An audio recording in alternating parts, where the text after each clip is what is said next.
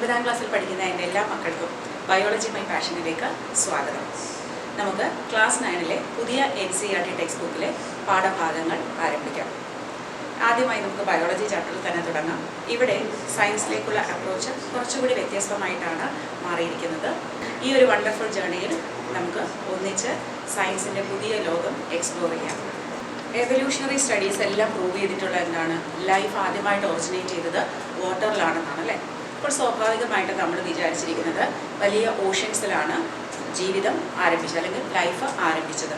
പക്ഷേ ചില സയൻറ്റിസ്റ്റിൻ്റെ അഭിപ്രായത്തിൽ ഇത് വളരെ വലിയ ഓഷ്യൻസിലല്ല ആരംഭിച്ചത്, പകരം ചെറിയ ചെറിയ വാട്ടർ പൂൾസിലാണ് അല്ലെങ്കിൽ വെള്ളം കെട്ടി നിൽക്കുന്ന ചെറിയ തടാകം പോലുള്ള ജലാശയങ്ങളിലാണ് ഈ ജീവൻ ആദ്യമായി ആരംഭിച്ചത്. അതും സാധാരണ രീതിയിലുള്ള ജലാശയങ്ങളല്ല, അവിടെ എന്താണ്, ഹോട്ട് സ്പ്രിങ്സ് ആണ്.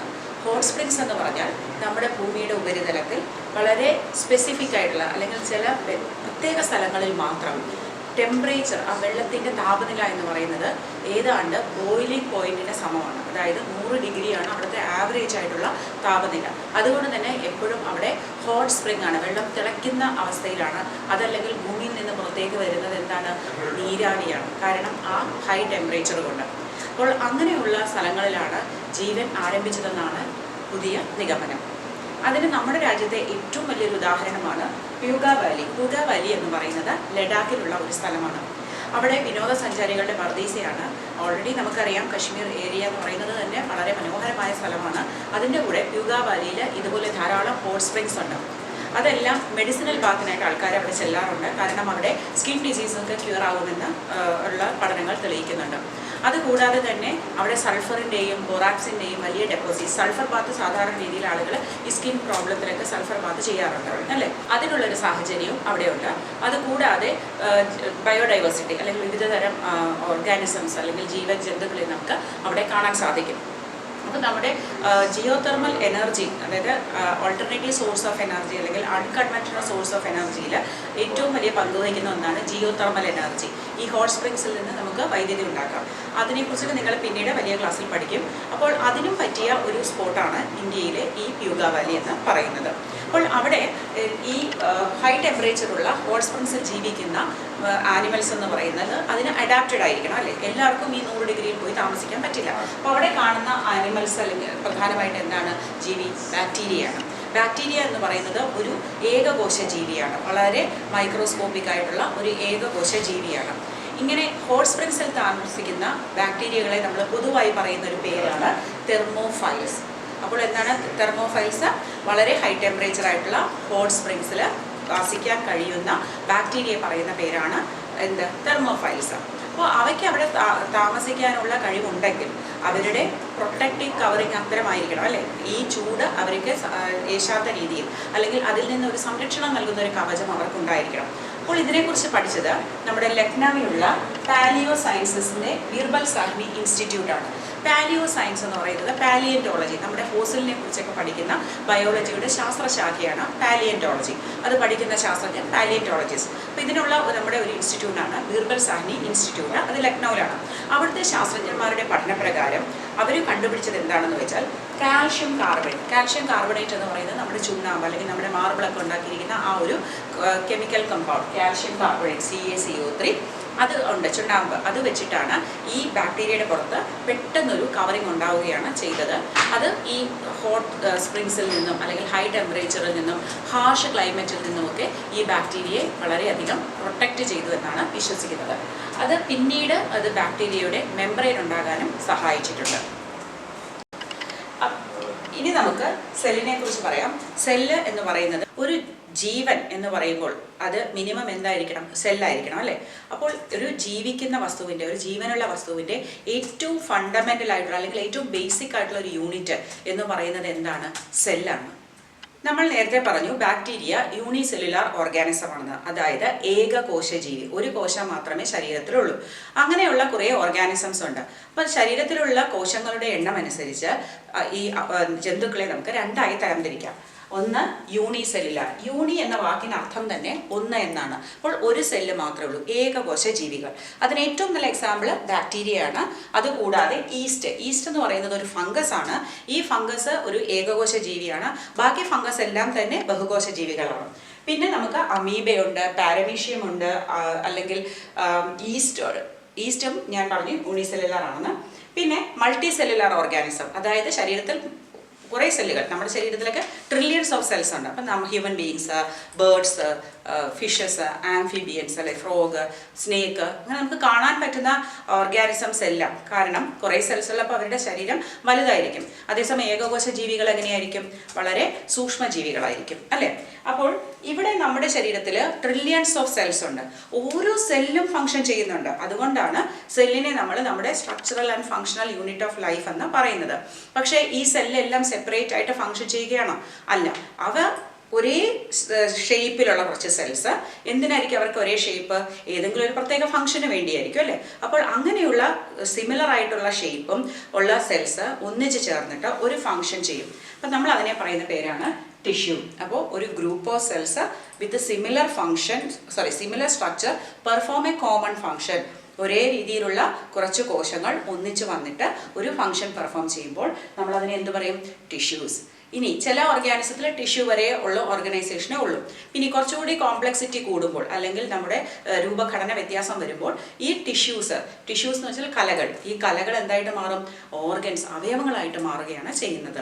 ഇനി ഈ അവയവങ്ങൾ ചേർന്നിട്ട് എന്താവും? Organ system. ഉദാഹരണമായിട്ട് പറഞ്ഞാൽ നമ്മുടെ ശരീരത്തിൽ ദഹന വ്യവസ്ഥയുണ്ട്, അല്ലേ? ആ ദഹന വ്യവസ്ഥയിൽ പലതരം അവയവങ്ങളാണ് ഉള്ളത്. അല്ലെങ്കിൽ നമ്മുടെ ശ്വസന വ്യവസ്ഥ, അത് പറയുമ്പോൾ നമുക്ക് ആദ്യം എന്തുണ്ട്?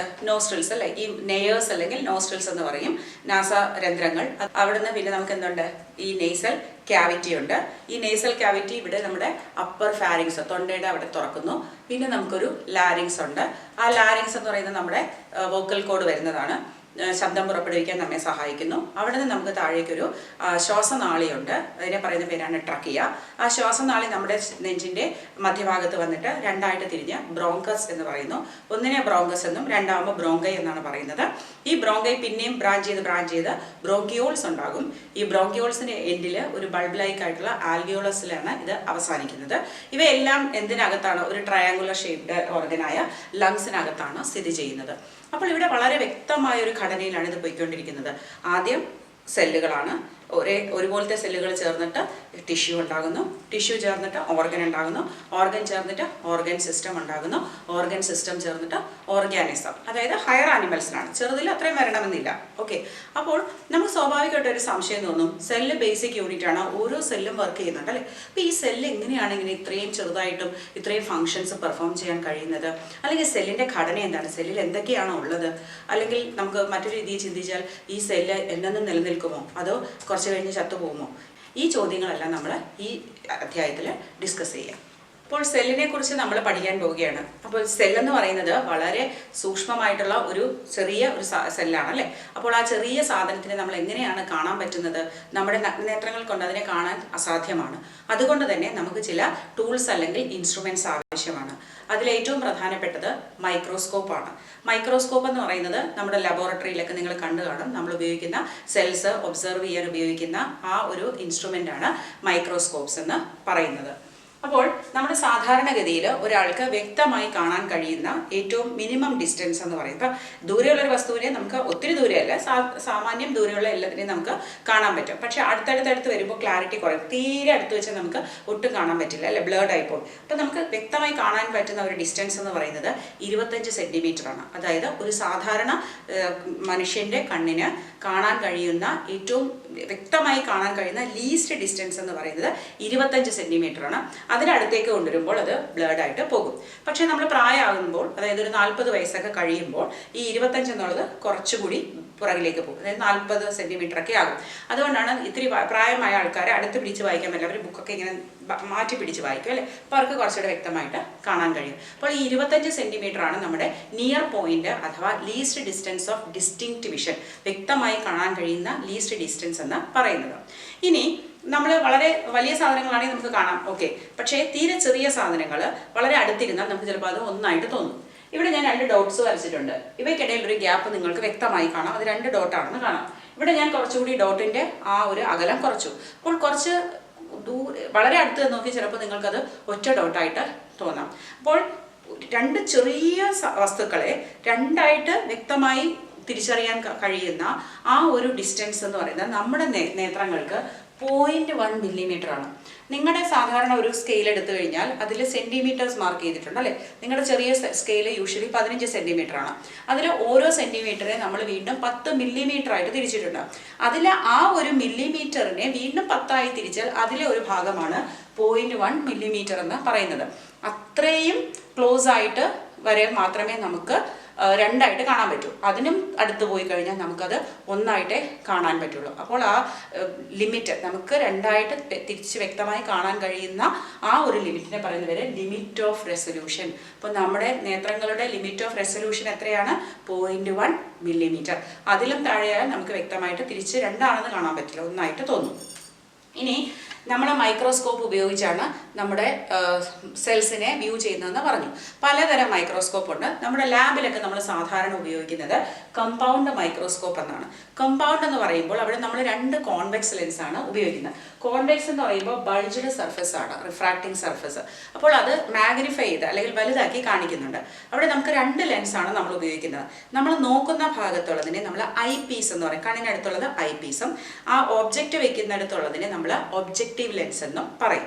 അപ്പോൾ ഐ പീസും ഒബ്ജക്റ്റീവ് ലെൻസും combination of 2 lenses convex lens ഉപയോഗിക്കുന്നത് കൊണ്ടാണ് ഇതിനെ നമ്മൾ കമ്പൗണ്ട് മൈക്രോസ്കോപ്പ് എന്ന് പറയുന്നത്. ഇനി ഈ കമ്പൗണ്ട് മൈക്രോസ്കോപ്പിൽ നമ്മൾ കാണണമെങ്കിൽ എന്ത് വേണം? നല്ല ലൈറ്റ്, പ്രകാശം വേണം. അപ്പോൾ അതുകൊണ്ട് അതിനെ കമ്പൗണ്ട് ലൈറ്റ് മൈക്രോസ്കോപ്പ് എന്നും പറയുന്നു. ഇനി ആദ്യമായിട്ട് നമ്മളിപ്പോൾ ഒരു മൈക്രോസ്കോപ്പ് ഉപയോഗിക്കുമ്പോൾ നമ്മൾ അതിനെ മാഗ്നിഫിക്കേഷൻ എന്നാണ് പറയുന്നത്. അതായത് എത്ര വലുതായിട്ട് കാണാൻ കഴിയുന്നു അതാണ് അതിൻ്റെ മാഗ്നിഫിക്കേഷൻ എന്ന് പറയുന്നത്. അപ്പോൾ കൂടുതൽ മാഗ്നിഫിക്കേഷൻ ഉണ്ടെങ്കിൽ വളരെ നല്ലത്. വളരെ സോഫിസ്റ്റിക്കേറ്റഡ് ആയിട്ടുള്ള ലാബുകളിൽ, വലിയ വലിയ ലാബുകളിലൊക്കെ അല്ലെങ്കിൽ സെൽ ബയോളജിസ്റ്റ് ഒക്കെ പഠിക്കുന്നത് സ്കാനിങ് ഇലക്ട്രോൺ മൈക്രോസ്കോപ്പ് ഒക്കെ ഉപയോഗിച്ചിട്ടാണ്. ഇലക്ട്രോൺ മൈക്രോസ്കോപ്പിൽ നമ്മൾ ഇലക്ട്രോൺ ബീംസ് ഉപയോഗിച്ചിട്ടാണ് വസ്തുക്കളെ കാണുന്നത്, ലൈറ്റ് അല്ല ഉപയോഗിക്കുന്നത്. അവിടെ ഏറ്റവും സൂക്ഷ്മമായിട്ടുള്ള കോശത്തിൻ്റെ തന്നെ ഭാഗങ്ങളെ പോലും വലുതായിട്ട് നമുക്ക് കാണാം, 10 മടങ്ങ് വലുതായിട്ട് കാണാൻ പറ്റുന്നുണ്ട്. അത്രയ്ക്ക് സോഫിസ്റ്റിക്കേറ്റഡ് ആയിട്ടുള്ള മാഗ്നിഫിക്കേഷൻ അതിന് ഉണ്ട്. റെസൊല്യൂഷൻ പവറും ഹൈ ആണ്. പക്ഷെ നമ്മുടെ ലാബിൽ സാധാരണ നമ്മൾ ഉപയോഗിക്കുന്നത് നമ്മുടെ ഐ പീസിൻ്റെ റെസൊല്യൂഷൻ പവർ എന്ന് പറയുന്നത് 10x എന്ന് എഴുതിയിരിക്കും, അല്ലെങ്കിൽ 15x 15x ഉള്ളൂ. അതായത് 10 മടങ്ങ് വലുതാക്കി കാണിക്കും, അല്ലെങ്കിൽ 15 മടങ്ങ് വലുതാക്കി കാണിക്കും. ഇനി നിങ്ങൾ മറ്റേ ഭാഗത്ത്, അതായത് ഒബ്ജക്റ്റീവിൻ്റെ അവിടെ നിങ്ങൾക്ക് 3 ലെൻസ് കാണാൻ പറ്റും. ഒരെണ്ണം മിക്കവാറും 5x ആയിരിക്കും, ഏറ്റവും ചെറുത്, അത് നമ്മൾ ഉപയോഗിക്കാറില്ല. പിന്നെ 10x, പിന്നെ ഒരു 40 അല്ലെങ്കിൽ 45x. ഇപ്പം നമ്മൾ വലിയ മൈക്രോസ്കോപ്പൊക്കെ വാങ്ങിക്കുമ്പോഴേക്കും നമ്മുടെ സ്കൂളിലാണെങ്കിൽ കുറച്ചും കൂടി പവറുള്ള മൈക്രോസ്കോപ്പ് വാങ്ങിക്കുമ്പോൾ 100x നമുക്ക് കിട്ടുന്നുണ്ട്, 100x ഒബ്ജക്റ്റീവും കിട്ടുന്നുണ്ട്. പക്ഷേ നമ്മൾ സാധാരണയായിട്ട് നിങ്ങളുടെ ലെവലിലേക്ക് ടീച്ചർ 10x ഉപയോഗിക്കാൻ പറയുമ്പോൾ അതാണ് ലോ പവർ. ലോ പവറിൽ ആദ്യം നമ്മൾ കാണുന്നു. ലോ പവർ 10x എന്ന് പറയുമ്പോൾ എന്താണ്? 10 ടൈംസ് ആയിട്ടാണ് അത് കാണിക്കുന്നത്. ഹൈ പവർ എന്ന് ഉദ്ദേശിച്ചാൽ നിങ്ങൾ 40x കാണണം. ചില മൈക്രോസ്കോപ്പിൽ ബൈ ഡിഫോൾട്ട് 45 ആയിരിക്കാം. പക്ഷേ അതേ വാട്ട് എവർ ഇറ്റ് ഈസ് 40 നമുക്ക് എടുക്കാം. 40 മടങ്ങ് വലുതാക്കിയാണ് കാണിക്കുന്നത്. അപ്പോൾ ഞാനൊരു സെല്ല് വെച്ചിട്ട് 10x ഒബ്ജക്റ്റീവ് വെച്ച് നോക്കിയാൽ എൻ്റെ ഐ പീസ് അതിനെ 10 ഇരട്ടിയാക്കുന്നുണ്ട്, എൻ്റെ ഒബ്ജക്റ്റീവ് ലെൻസും 10 ഇരട്ടിയാക്കുന്നുണ്ട്. ടോട്ടൽ 100 ഇരട്ടി വലുപ്പത്തിലാണ് ഞാനത് കാണുന്നത്. അതേസമയം ഞാൻ എൻ്റെ ഒബ്ജക്റ്റീവ് 40x ആക്കിയാലോ, ഇവിടുത്തെ 10xും അവിടുത്തെ 40xും ചേർന്ന് 400 മടങ്ങ് വലുതായിട്ടാണ് ഞാനിത് കാണുന്നത്. അപ്പോൾ ഇതൊക്കെ തുടങ്ങി വെച്ച ഒരാളുണ്ട്. ആരാണെന്നല്ലേ? Robert Hooke. റോബർട്ട് ഹൂക്ക് എന്ന ശാസ്ത്രജ്ഞൻ 1665 അദ്ദേഹം സ്വന്തമായി രൂപകൽപ്പന ചെയ്ത ഒരു മൈക്രോസ്കോപ്പ് ഉപയോഗിച്ചിട്ടാണ് ആദ്യം സെല്ല് കണ്ടുപിടിച്ചത്. അദ്ദേഹം ഉണ്ടാക്കിയ മൈക്രോസ്കോപ്പിന് 200 മുതൽ 300 മടങ്ങ് വരെ വലുപ്പത്തിൽ കാണാൻ കഴിയുമായിരുന്നു. അതുകൊണ്ട് തന്നെ അദ്ദേഹം ഒരു വളരെ തിൻ സ്ലൈസ് കോർക്ക് എടുത്തിട്ട് അതിൽ കൂടി നോക്കിയപ്പോൾ വളരെ ചെറിയ കമ്പാർട്ട്മെൻറ്റ്സ് കണ്ടു. ഹണികോംബ് പോലെയുള്ള, അതായത് നമ്മുടെ തേനീച്ചകളുടെ കൂട്ടിലുള്ള ആ ഒരു ഹെക്സഗണൽ സ്ട്രക്ചർ ഇല്ലേ, അതുപോലെ കാണാൻ കഴിഞ്ഞു. അതിനെ അദ്ദേഹം വിളിച്ച പേരാണ് സെൽ. അങ്ങനെയാണ് ആദ്യമായി സെല്ല് ഒബ്സർവ് ചെയ്തത്, സ്വന്തമായിട്ടുണ്ടാക്കിയ മൈക്രോസ്കോപ്പ്. പിന്നീട് മൈക്രോസ്കോപ്പ് ഡെവലപ്പ് ചെയ്ത് വന്നപ്പോൾ നമ്മൾ സെല്ലിൻ്റെ പല പല ഭാഗങ്ങൾ പഠിച്ചു തുടങ്ങി. ഇപ്പം നമുക്ക് സെല്ലിൻ്റെ ഏറ്റവും അൾട്രാ സ്ട്രക്ചർ വരെ പഠിക്കാൻ പറ്റിയ അവസ്ഥയിലാണ് നമ്മളിപ്പോൾ ഉള്ളത്. അപ്പോൾ നമ്മൾ മൈക്രോസ്കോപ്പി ഡെവലപ്പ് ചെയ്യുമ്പോൾ, അല്ലെങ്കിൽ പുതിയ ഒരു ഇൻസ്ട്രുമെൻറ്റ് വീണ്ടും നമ്മൾ അതിനെ ബെറ്റർ ആക്കി എടുക്കുമ്പോൾ 3 കാര്യങ്ങളാണ് നമ്മൾ ഫോക്കസ് ചെയ്യുന്നത് മൈക്രോസ്കോപ്പിയിൽ. ഒന്ന്, അതിൻ്റെ റെസൊല്യൂഷൻ പവർ. റെസൊല്യൂഷൻ എന്ന് വെച്ചാൽ വ്യക്തമായി ഈ ചെറിയ സാധനങ്ങളെ വ്യക്തമായി തിരിച്ച് കാണാനുള്ള തരംതിരിച്ച് കാണാനുള്ള ഒരു കഴിവാണ് റെസൊല്യൂഷൻ എന്ന് പറയുന്നത്. രണ്ടാമത് കോൺട്രാസ്റ്റ്, അതായത് ബാക്ക്ഗ്രൗണ്ടിനെ വെച്ചിട്ട് ഓരോ സാധനങ്ങൾ അതിനകത്ത് വരുന്ന ആ ഒബ്ജക്റ്റിൽ വരുന്ന എല്ലാത്തിനെയും വളരെ വ്യക്തമായിട്ട് എടുത്തു കാണിക്കുന്നതിനെയാണ് കോൺട്രാസ്റ്റ് എന്ന് പറയുന്നത്. മൂന്നാമത്തേത് മാഗ്നിഫിക്കേഷൻ, എത്ര വലുതാക്കി കാണാൻ പറ്റും. അപ്പോൾ ഇതൊക്കെ നമ്മൾ സാധാരണയായിട്ട് ഇപ്പോൾ ഡിജിറ്റൽ ക്യാമറയിൽ നമ്മളൊക്കെ യൂസ് ചെയ്യുന്ന വേർഡ്സ് ആണ് അല്ലേ. എത്ര റെസൊല്യൂഷൻ, കൂടുതൽ റെസൊല്യൂഷൻ ഉണ്ടെങ്കിൽ നമുക്കറിയാം വീഡിയോ ക്ലാരിറ്റി കൂടുതലായിരിക്കും. അതേപോലെ കോൺട്രാസ്റ്റ് കൂടുമ്പോഴും നമുക്ക് ക്ലിയർ ആയിട്ട് നമുക്ക് തന്നെ അഡ്ജസ്റ്റ് ചെയ്യാൻ പറ്റും. എഡിറ്റിങ്ങിൽ പോയിട്ട് നമ്മൾ കോൺട്രാസ്റ്റ് ഒക്കെ നമുക്ക് അഡ്ജസ്റ്റ് ചെയ്യാൻ പറ്റും, ബ്രൈറ്റ്നസ് അഡ്ജസ്റ്റ് ചെയ്യാൻ പറ്റും.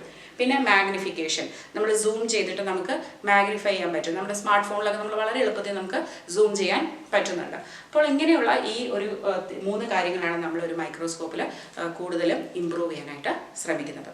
ഞാൻ പഠിപ്പിക്കുന്ന പാഠഭാഗങ്ങളൊക്കെ നിങ്ങൾക്ക് നന്നായി മനസ്സിലാവുന്നുണ്ടെന്ന് കരുതുന്നു.